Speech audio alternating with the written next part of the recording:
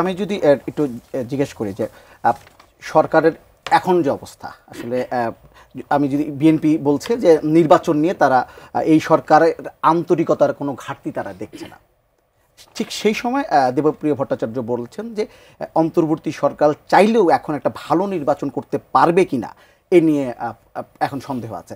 আপনি কোন পক্ষে? দেখুন, আমি আগেই বলেছি বিএনপি মহাসচিবের এই কথার ব্যাকগ্রাউন্ড আমি বুঝতে পারিনি।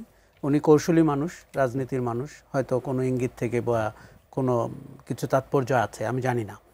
দেবপ্রিয় ভট্টাচার্যের সাথে আমি একমত। সরকারের একটি নির্বাচন করা প্রধানতম দায়িত্ব।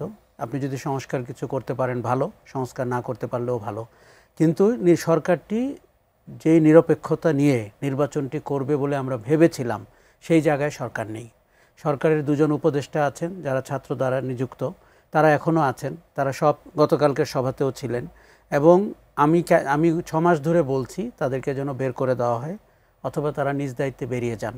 কারণ আপনি এই কনফ্লিক্ট অফ ইন্টারেস্ট রেখে আপনি নির্বাচনটি করতে পারবেন না। এনসিপিকে আমরা গোপালগঞ্জের ঘটনাতে দেখলাম, আমার মনে হলো যে এটি একটি যৌথ প্রযোজনা ছিল।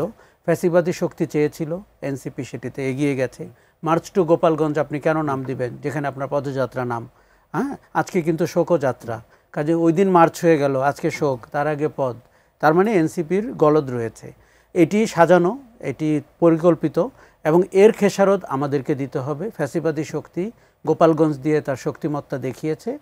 63টা জেলায়, বাকি 63টা জেলায় যদি ঘটায় আপনি কি করবেন? আপনি গোপালগঞ্জ মোকাবেলা করতে পারেননি। গোপালগঞ্জে যেভাবে হত্যাকাণ্ড হয়েছে, গুলিছোড়া হয়েছে, সেটা অন্যায় হয়েছে এবং জুলুম করা হয়েছে। যারা মারা গেছে তারা কেউ আওয়ামী লীগের লোক কিনা আমি জানি না। নিরপেক্ষতা সরকার হারিয়েছে, এখন চাইলেই তার নিরপেক্ষতা আবার ফিরিয়ে আনা কঠিন কাজ হবে। তার লেভেল প্লেয়িং ফিল্ড সে তৈরি করতে ব্যর্থ হয়েছে।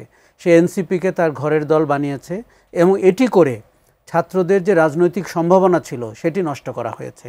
কেননা আমরা দেখেছিলাম গণ অভ্যুত্থানের শক্তি আরও বড় আকারে সমাজে বিস্তৃত হতে পারত।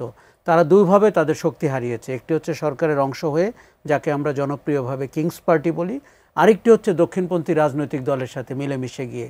ফলে আওয়ামী লীগের পালিয়ে যাওয়ার পরে সেন্ট্রাল লেফট বলে যে জায়গাটা খালি হয়েছিল সেটি এনসিপি নিতে পারেনি এবং আগামীতেও পারবে বলে মনে হয় না। আর এই সরকারকে যদি কেউ নিরপেক্ষ মনে না করে এবং নির্বাচনে না যায়, এর দায়িত্ব সরকারকে নিতে হবে। দেখুন, আমি মনে করি কার্যত দেশে কোনো শাসন নেই। শাসনের বড় বড় কথা শোনাতে তো হবে না। আপনি আইন শৃঙ্খলার পরিস্থিতি দেখবেন, আপনি দুর্ঘটনা হলে কিভাবে বিহেভ করে দেখবেন, রাজনৈতিক বিরোধপূর্ণ শক্তিগুলো কিভাবে আপনাকে মেনে নেয় কিনা মডারেটর হিসাবে সেটি দেখবেন। সরকারটি কার্যত শাসন স্টাবলিশড করতে ব্যর্থ হয়েছে। কাজে আমি মনে করি যে এই সরকারের আসলে নৈতিক বৈধতা আছে, আমরা আগেও বলেছি, কিন্তু 11 মাসে তার প্রতি ঘন্টায় বা প্রতি মাসে তাদের যে প্রশ্নবোধ তাদের ব্যাপারে উঠেছে সেটির তারা কোনো সুরাহা করতে পারেনি। এবং এরকম একটি দুর্বল সরকারের কারণে আমাদের গণ অভ্যুত্থান তার ফলাফল যেটি আমাদের কাছে পৌঁছে দেওয়ার কথা ছিল সেটি দিতে ব্যর্থ হয়েছে।